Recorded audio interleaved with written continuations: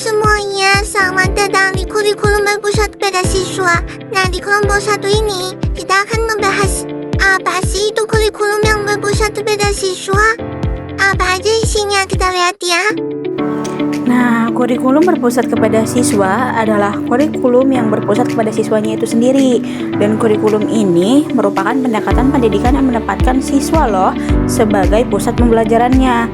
Guru bukan lagi soal fasilitator.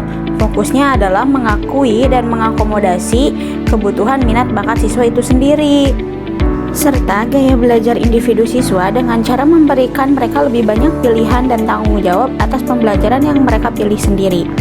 Tujuannya adalah menumbuhkan kemandirian, motivasi, keterlibatan, berpikir kritis, dan pemecahan masalah pada siswa. Karakteristik kurikulum yang berpusat pada siswa.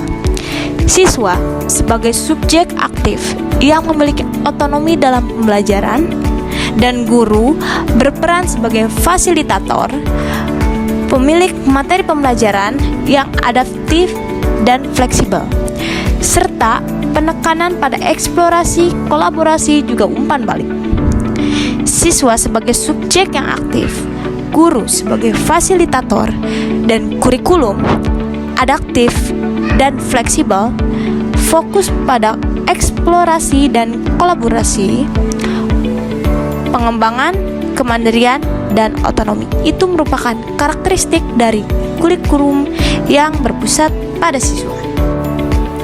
Kelebihan kurikulum ini, yang pertama, meningkatkan motivasi belajar. Yang kedua, meningkatkan kemampuan berpikir kritis. Dan yang ketiga, meningkatkan keterlibatan siswa. Adapun juga kekurangannya, yakni yang pertama, kesulitannya mengukur kemampuan siswa, ketergantungan pada siswa, pengaturan waktu, dan yang terakhir, mengatasi ketidaksetaraan. Contoh kurikulum berpusat pada siswa.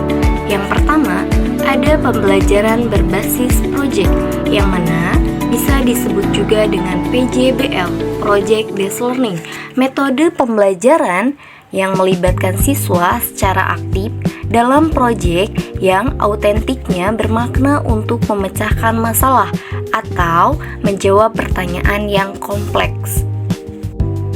Yang kedua, ada pembelajaran berbasis masalah, bisa disebut juga dengan PBL, pendekatan pembelajaran yang berpusat pada siswa, di mana mereka menggunakan masalah dunia nyata yang kompleks sebagai stimulus untuk mempelajari konsep dan mengembangkan keterampilan untuk memecahkan masalah.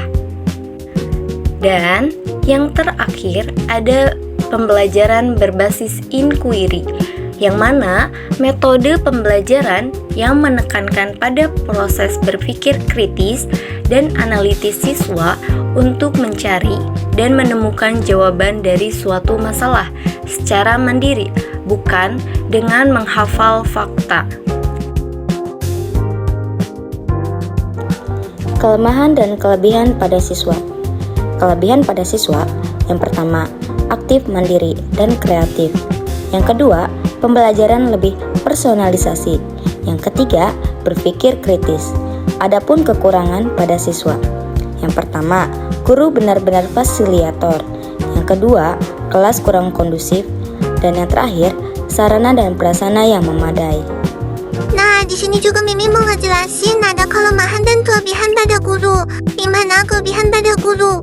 Guru mempunyai kendali dalam proses belajar. Kedua, pembelajaran lebih terstruktur. Nah, ada kelemahannya juga. Kelemahannya, siswa cenderung pasif, membuat pelajaran membosankan, tidak terjalinnya tali kasih sayang antara guru dan murid loh. Adapun kelemahan dan kelebihannya pada masalah, yaitu kelemahannya yang pertama, tidak semua materi cocok dengan metode yang diajarkan. Yang kedua, kesalahpahaman terhadap materi. Dan yang ketiga, ada membutuhkan persiapan yang lebih rumit. Nah, untuk kelebihannya, yang pertama, mampu mengasah kemampuan berpikir lebih cepat. Yang kedua, belajar memecahkan masalah. Dan yang ketiga, mengembangkan fungsi komunikasi di kelas. Nah, mungkin itu aja yang dapat kita sampaikan selaku kelompok 1. Akhir kata, terima kasih, semoga bermanfaat.